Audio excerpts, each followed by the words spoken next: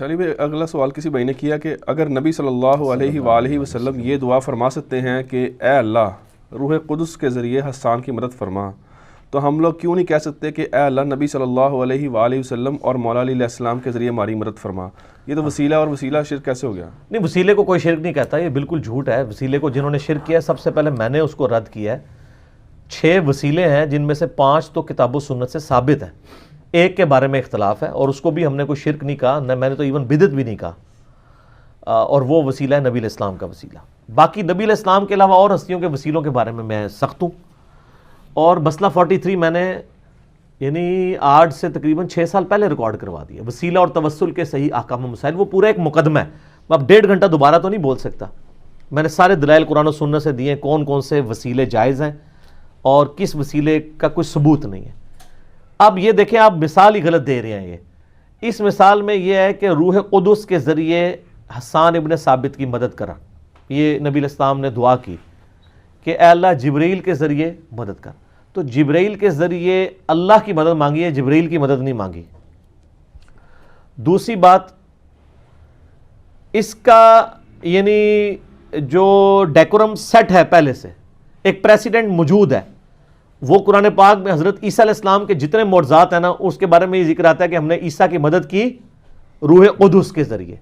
تو نبی علیہ السلام نے اسی کو لیا نا کہ اللہ تعالیٰ نے ڈیوٹیاں تفویض کرنے کے لیے فرشتے رکھے ہوئے ہیں، اور وہ فرشتے ان ڈیوٹیوں کے اوپر مامور ہیں، لیکن مانگنا کس سے ہے؟ اللہ سے۔ اس دعا میں نبی علیہ السلام نے یہ تو نہیں کہا اللہ جبرائیل کے صدقے نازل فرما،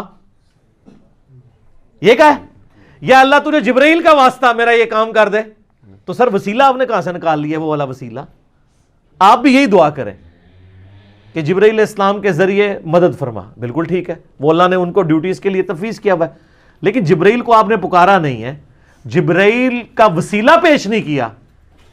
سر ہمیں اردو تو آتی ہے، آپ کو بھی آتی ہے، وہ بات کریں۔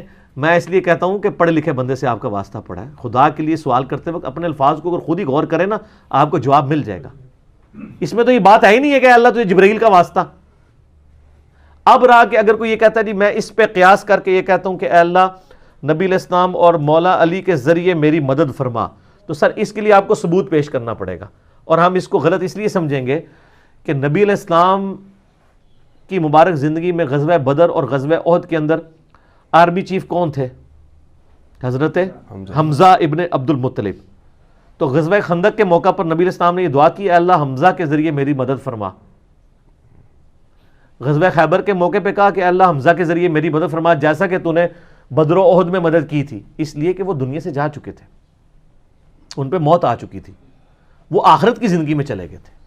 جبرائیل علیہ السلام کا مسئلہ ڈیفرنٹ ہے، اور وہ قیامت تک اللہ تعالیٰ کی ڈیوٹیز کو کریں گے، بلکہ وہ جو شب قدر کے بارے میں آتا ہے کہ شب قدر میں انا انزلناہ فی لیلۃ القدر، اس صورت کے اندر آتا ہے نا اینڈ پہ جا کے کہ اللہ تعالیٰ کے حکم سے فرشتے اور روح قدس اترتے ہیں اور اللہ تعالیٰ کی طرف سے وہ احکام جو تفویض ہوتے ہیں ان کو ایگزیکیوٹ کرتے ہیں، وہ تو آ رہے ہیں۔ وہاں پہ کسی صحابی کا، کسی نبی کا، کسی بزرگ کا، کسی جن کا ذکر موجود ہے، تو جن کی ڈیوٹیز آپ ان کے ساتھ بات کریں نا، ان کی ڈیوٹیاں آپ پہلے ثابت کریں کہ وہ یہ کرتے ہیں، تو پھر اگلی بات کریں۔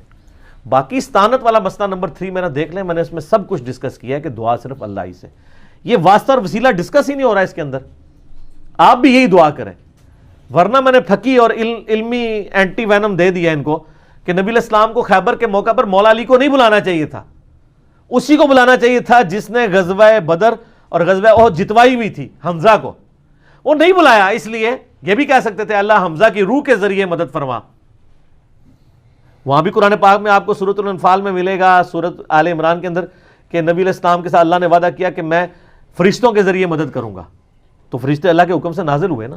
ہاں ابھی آپ دعا کر سکتے ہیں اللہ فرشتوں کے ذریعے مسلمان جو آرمیز ہیں ان کی کافروں کے مقابلے میں مدد فرما، تو بالکل ٹھیک ہے، لیکن آپ ونس وہ کام کریں گے جو آپ اپنی مرضی سے تو کام کو ہی نہیں سائن کر سکتے نا، اور وسیلہ تو پھر بھی ثابت نہیں ہوگا۔ وسیلہ تب ہوگا جب آپ کہیں، جب نبی علیہ السلام نے یہ کہا کہ اے اللہ تجھے روح قدس کا واسطہ، تجھے جبرائیل کا واسطہ، تجھے میکائیل کا واسطہ، تجھے اسرافیل کا واسطہ، یہ تو کوئی نہیں کہا۔ تو دیکھیں یعنی وہ بات میچ بھی کرنی چاہیے، اپنی طرف سے اپنا لقمہ تو قرآن و سنت کے منہ میں نہ ڈالیں نا۔ اس طریقے سے اگر آپ اینالوجی بنائیں گے تو پھر میں بھی انجینئرنگ کریں تھوڑی سی مجھے یہ بتائیں کہ اینالوجیز کو اگر مان لیا جائے تو حضرت آدم علیہ السلام کو فرشتوں نے سجدہ کیا ہے.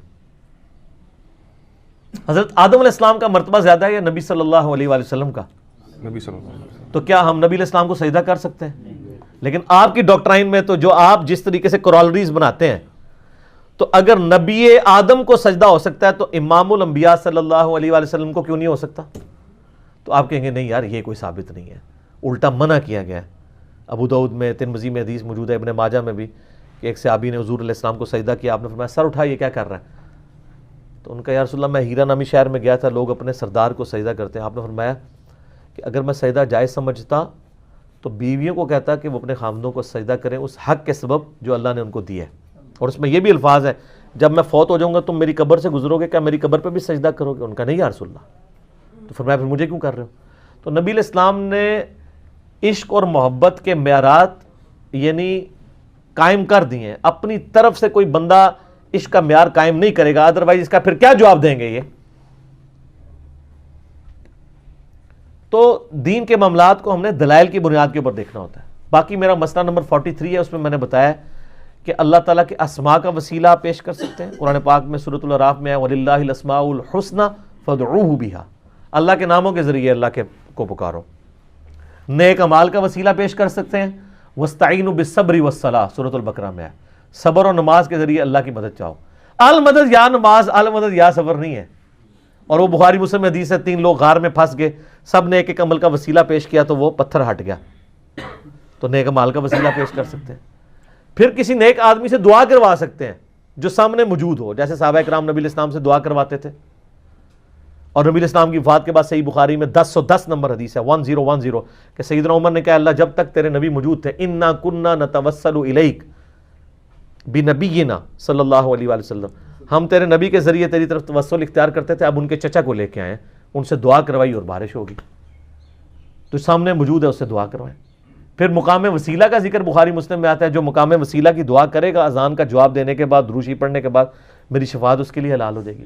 پھر نبی علیہ السلام کے تبرکات کا وسیلہ جو بخاری مسلم میں آتا ہے کہ صحابہ کرام آپ کا پسینہ لے جاتے تھے، آپ کا لعاب دہن مبارک، وضو کا بچا ہوا پانی چہرے پہ ملتے تھے، وہ جو آج تو اویلیبل اس طرح نہیں ہے. بال مبارک ہی مل سکتے ہیں.